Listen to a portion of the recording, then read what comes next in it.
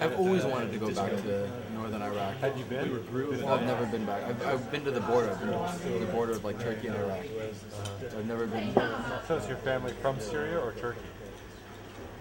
No, Iraq. Oh, your family's from Iraq? Yeah, I'm Assyrian. It's different than Syrian. So how does what's the difference when Syrians are Muslims that have been around. Syria's only been around for like the country. Syria's only been around for like 50, 60 years. yeah, after the First World War, right? No, second. You guys aren't Muslims though, right? No, we're Christian. Yeah. We're actually the first Christian nation. You're like Babylonian Christian. Yeah. Well, we were pre-Babylonian. Yeah. But You became Christian after the Babylonian Empire, right? yeah. Constantine. Yeah. Yeah. No, we were before Constantine. He was the emperor of Rome, right? Yeah. You know, we were before Constantine. So you guys were Christian before We were that? around when Jesus was around. You guys were Christian during that time? We were way pre-Jesus, but we were. Our king actually sent a letter to Jesus saying, "Hey, I hear you're having a hard time over there in Jerusalem. Why don't you come out and hang out in Are my?" you serious? Yeah, Assyrians would say, "Hey, why don't you come out and hang out in my empire? You know, we'll treat you like a king. We'll all follow you. You know." And Jesus was like, "I appreciate the offer, but you know, I got my own thing. I'll send a couple of apostles over there." Well, to him, he was only here for the Jews. He was actually really affected by his different disciples, and one of his disciples was a nationalist zealot. And after he joined with Christ really became very Jewish-centered, you know. Whereas before he had no problem helping multiple different races. After he joined up with Judas, who actually betrayed him in the end, right? Judas basically taught him the philosophy of the zealots, and he was not that he was uninterested in other people, just that he felt like he only had time for Jews, Yeah. to really pass his philosophy. Yeah. But Christ is just like Tupac. They both failed in the same way. They had the possibility of overthrowing an evil empire, and they instead gave in to fear and indecision. They gave me the fear. Yeah. There was a point in Tupac's life where every black male between the ages of 16 and 30 would have done whatever he said. And people were calling for revolution like all over the country. And he wasn't anti-white, right? He'd gone to school with a lot of white people, but he was anti-oppression. So he came to the point where he had to make a decision whether to say yay or nay, and he was too afraid.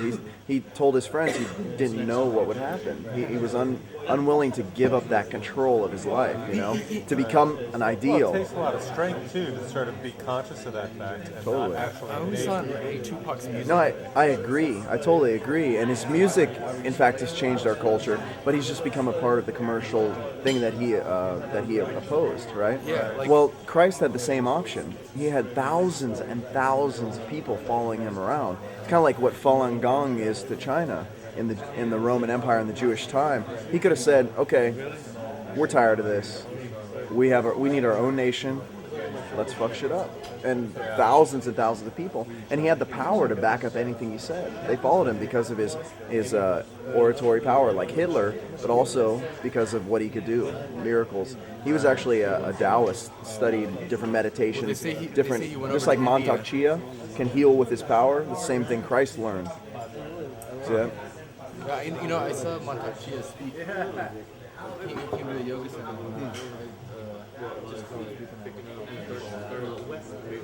He's amazing. He's a modern Taoist master. He's learned from so many different people. The art. Yeah, exactly. I've read a few of them. The Inner Smile. Yeah, I've read The Inner Smile. I've read Cultivating Male Sexuality. All about semen retention. I've been using that for like 7 years, right? So I'm trying to reach a master level, but through books you can never really do that. But he's changing the world, man. He's got basically like his own religion now. He's got centers all over the world where he's teaching people how to heal through different energy workings in the body, how to meditation, also simplified forms of Tai Chi.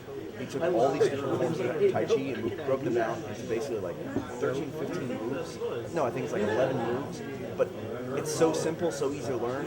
But if you do that form over and over again for years, you start to understand the energy flows in the body. But he has, that's basically what Christ is doing. He can feel someone's energy fields and tell them know what's wrong with it, and then fix it with his own energy. Christ is doing the same thing. Some say to a much bigger extent. But, basically Christ had the option of going and overthrowing oppressive power and freeing his people and creating a very powerful nation of their own. But he chose not to, for whatever reason. But then in the end, he was crucified and sacrificed, just like Tupac. The thing I always thought was like a total struggle between good and evil, and also like mundane and The cerebral and the everyday. it's like the opposite of mundane, really high Celestial. high consciousness. You know, write songs like Change, hold your head up, and Dear Mama,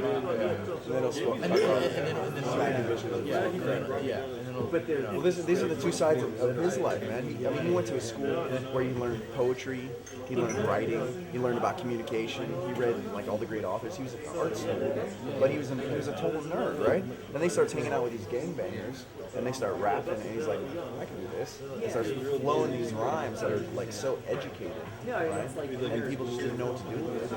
He was amazed. He totally rewrote the book. So he's kind of like, but then he started getting into doing all kinds of drugs, like smoking sherm, which is like weed dipped in embalming fluid.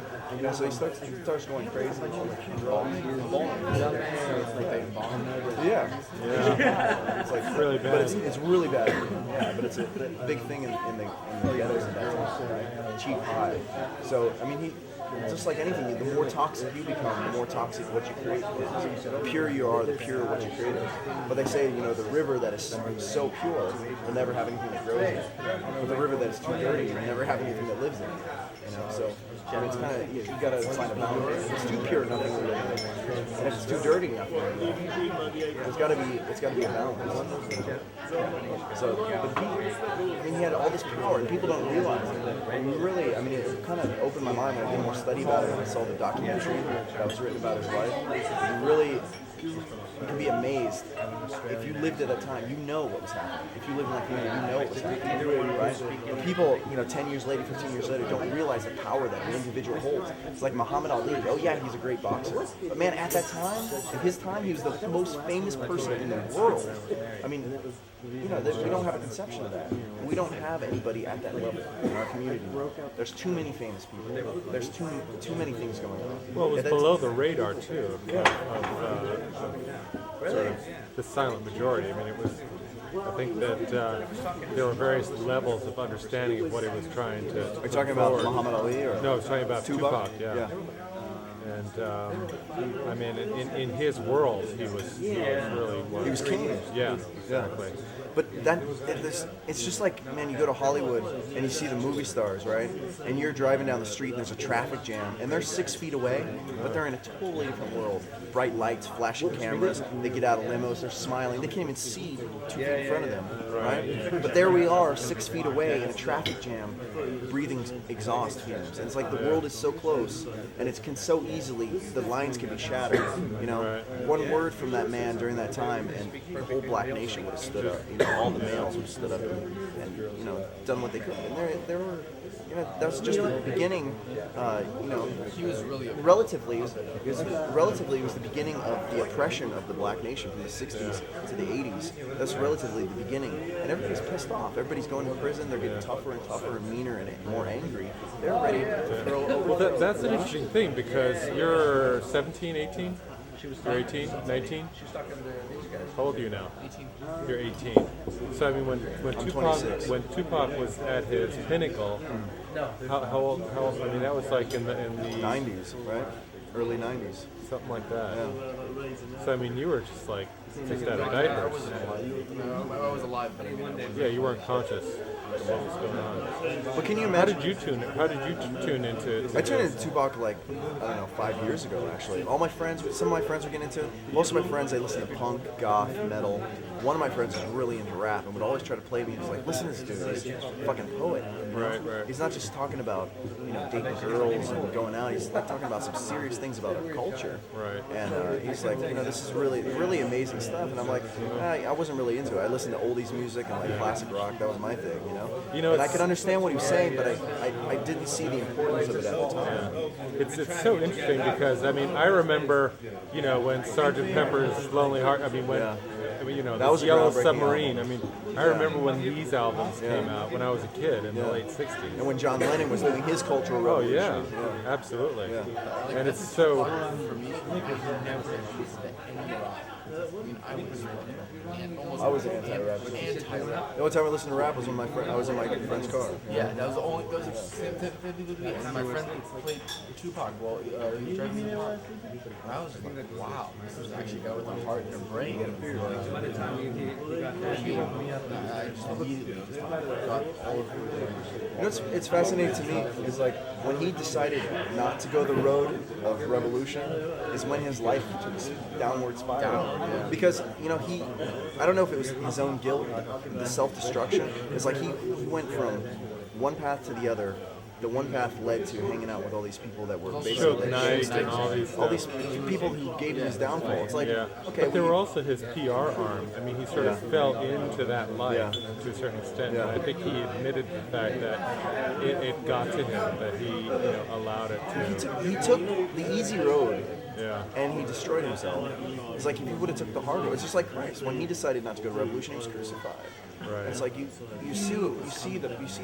Well, what do you think would have happened if he'd actually taken the hard road and sort of tried to crystallize? That's what I was thinking. It's like imagine.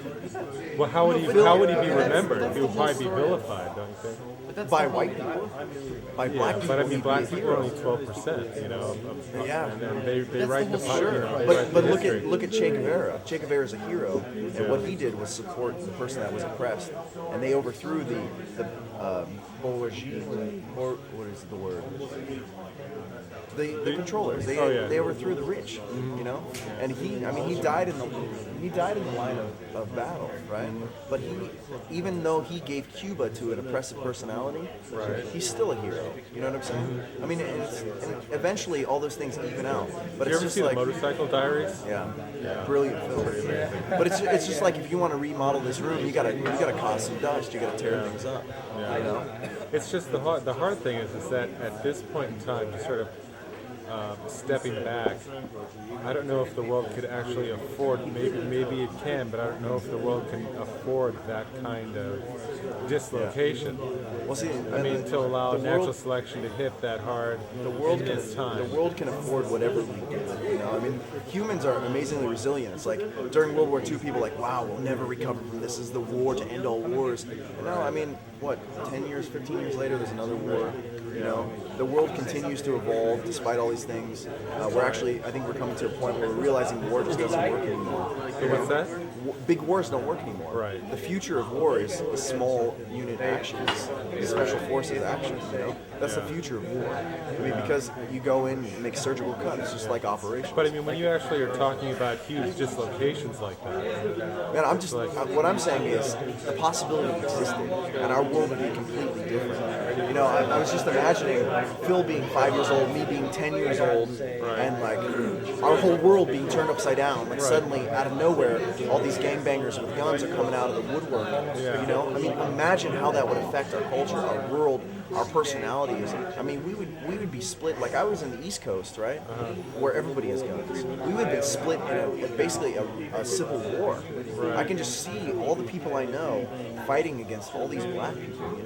And really, the truth is that it's not about white or black. It's about classism. That's really the problem. And it's funny how I think these things, socioeconomics of the situation. these patterns of things happen until the pattern is right and fits into place. You know, it's like you're putting together a puzzle. You're trying to put together all these pieces. You're trying to put together all these things, and you keep moving pieces around. They don't fit. They seem to fit. They don't fit, right? Until you get the puzzle put together. And I think our world is in a constant state of revolution. It's just like the infinity sign, a constant state of all these pieces in our subconscious, our culture, individual realities being put into place where we can find that puzzle, we can find that picture. Because all those pieces have been put together for our world to come to a state of involvement, which we slowly are.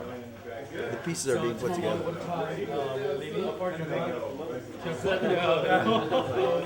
at 7:30. Yes, 7:30. And we need to wake up at 6:30 and breakfast at 7. And we only had 20 minutes. That's right. So, about, Very good. So we're leaving the